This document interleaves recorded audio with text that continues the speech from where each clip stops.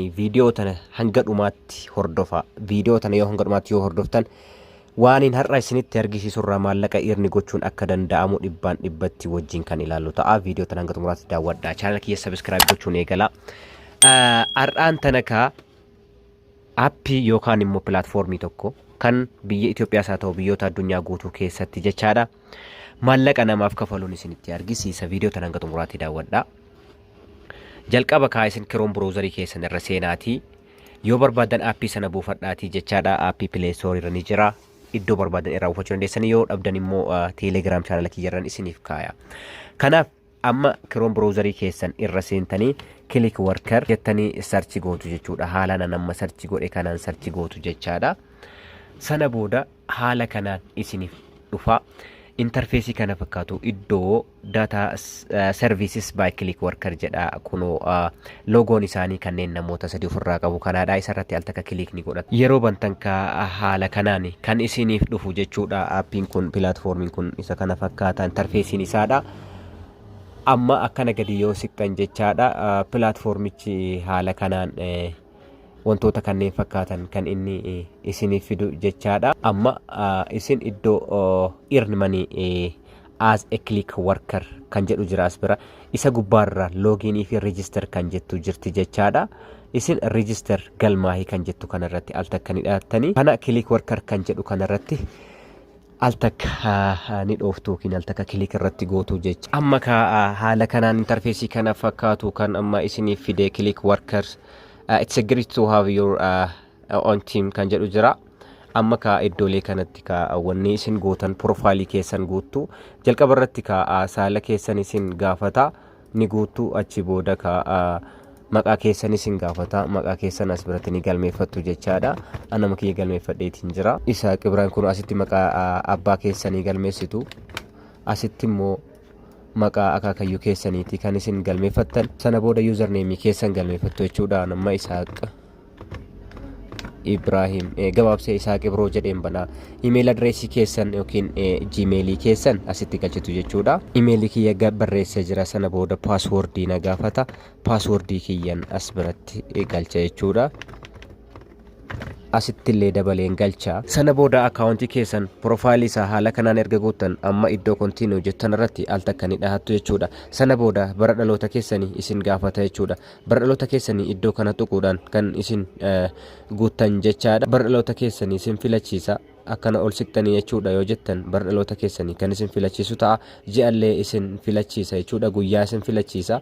Sana booda language isin filachiisa jechuudha. As keessaa afaanota baay'ee anamma Amaariffaan galchaa isin kan barbaadan galchuudha dandeessan jechaadha. Street numberii keessan ilaaltaniituma waanuma isin galchitanii zip koodii ni galchitu. Sana booda siitii ni galchitu jechuudha. Iddoo kanatti immoo biyya galchitan biyyoota addunyaarra jiran guutuutu jira waan ta'eef as keessa isin biyya barbaadan galchitu jechuudha. Anamma biyya Itoophiyaa keessa waan hin jiruuf biyya Itoophiyaa kanarratti filadhaa jechaadha. Sana booda lakkoofsa bilbilaati kan inni na gaafatu. Lakkoofsa bilbilaa kiyya as biratti ni galcha jechaadha. Umrii isa sirreetii kan 18 ol yoo taatan iddoo kanatti itti gootu. Ammas iddoolee kan irratti tiik godhuudhaan jechuudha.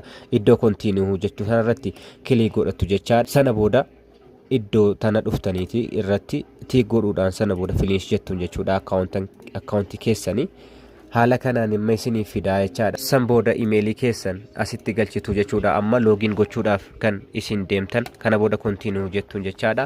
Paaswordii keessan isa dura galchitan sana iddoo kanatti dabalataan amma ni galchitu jechuudha. Keessa seenaa jirtani amma waan ta'eef jechaadha. Sana booda continue jettuuni. Amma jalqaba maal gootan isin amma imeelii keessan bira deemtanii jechaadha. Imeelii keessan Gmail akaawuntii keessan aktiiv gochuudha qabdan jechuudha. Imeelii isiniif ergame sana jechaadha. Kan isiniif ergame jira.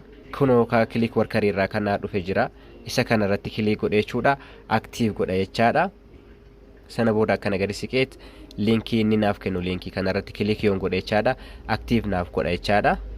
Amma ergaan active godhadhe nin seenaa jechuudha. Amma active naaf ta'eeti jira linkichi. Continue jedheeni passwordii kiyya nin kaayaa jechaadha. Sana booda continue jedhaani. Sana booda interfeesii kana fidus fana fakkaasanii fidaa isin iddoo kana dhuftanii jechaadha. Bira dabartu sana booda continue jettuun jechaadha. Locationii keessan isin gaafata. Locationii irratti click ni godhattu. Sana booda allow jettuun eeyyama inni isin gaafatu tokko tokkoon kennitaniif jechaadha. complete gootu jechuudha. San booda ka haala kana erga isinii dhufe tax information keessan ni galchitu. Amma ka step kana geenyetti jirra. Dhibbatti kafaluu isaa asumaan beekuudha dandeessan jechuudha. Payment information akkuma YouTube sanatti gaafata jechuudha. Isiniif kafaluudhaaf isin adeemsuuf verify isin gochuu barbaada jechuudha. Click workeriin amma isin complete now jettaniini complete gootu jechuudha. Haala kana isinii fida. Just yoo laaltan YouTube fakkaata dhugaa dubbachuuf taanaan dhibbatti ni kafalaa jechaadha. Amma ka isin maal gootanii add now ka taxi keessan maqaa keessa wajjin kan wal fakkaatu qaba. Kanaafuu please confirm your name. Maqaan kiyya akkuma argitan ka maqaan kiyya sirriidha. Continue jedhan connected dhaan jechuudha. Iddoo save kana irratti click godhadha. Sana booda ka haala kanaan naaf fideeti jira. Amma kafaltiin kiyya 00 dha dalagee waan hin qabneef jechaadha. Haala kanaan ID kiyya haala kana fakkaata ID'n kiyya isa kana fakkaata. Amma ka dalagaa eegaluu ni danda'a jechuudha. Kanneen asitti argitan kun dalagaadha jechaadha. Partner platform jira. Kanneen daqiiqaa 30 keessatti isiniif kafalu kan daqiiqaa 5 daqiiqaa 2 daqiiqaa 3 keessatti kafalu guyyaatti hanga doolaara 20 dalagachuudha dandeessan jechaadha. Isin kan hojjettan yoo ta'e jechaadha. Kanaaf amma iddoo get start jettu kana irratti click yoo godhattan jechaadha. Hojiileen instant jobbiin as keessa jiru jechuudha. Fakkeenyaaf kun kana irratti click yoon godhe jechaadha. Naaf baasaa dalaga kana akkan dalaguuf jechaadha. Haala amma argitan kanaan naaf fidaatii jira jechuudha. Sanaaf gaafilee amma inni asitti isin gaafatu kana ni guuttu jechuudha. Are you currently living in Ethiopia? Ethiopia keessa jiraattaa jechaa jira eeyyaniin jedhaani. Sana booda haala kanaan naaf fidaa. Kanaafuu daataawwan inni asitti isin gaafatu kana guutuudha qabdu jechuudha. Isa kana agrii kana irratti click godhattu jechuudha. Sana booda next irratti click gootu. Bara dhalootaa kam keessa akka dhalatteedha kan inni isin gaafatu jechuudha. Bakka kanatti ni guuttu. Bara dhalootaa keessan haala kanaan ni guuttu. Isa sirrii ta'e sana booda iddoo mallattoo xiyyaa tana tuqxaniiti guuttu jechuudha. Isuma bara dhalootaa isa dura guuttan sana ammallee kan guuttani Janawaarii amma kan hin dhaladhe. Next jedhaanii guyyaan kan hin dhaladhe Janawaarii 19 haala kanaan click irratti gootan jechaadha. Postal code keessan 00 gootan. Email address keessan isin gaafa sana booda full haala kanaan guutan jechuudha. Amma email keessan ni guutu jechuudha iddoo kanatti. Amma saala isin gaafata saala keessan ammas dabalataan ni guutu jechuudha.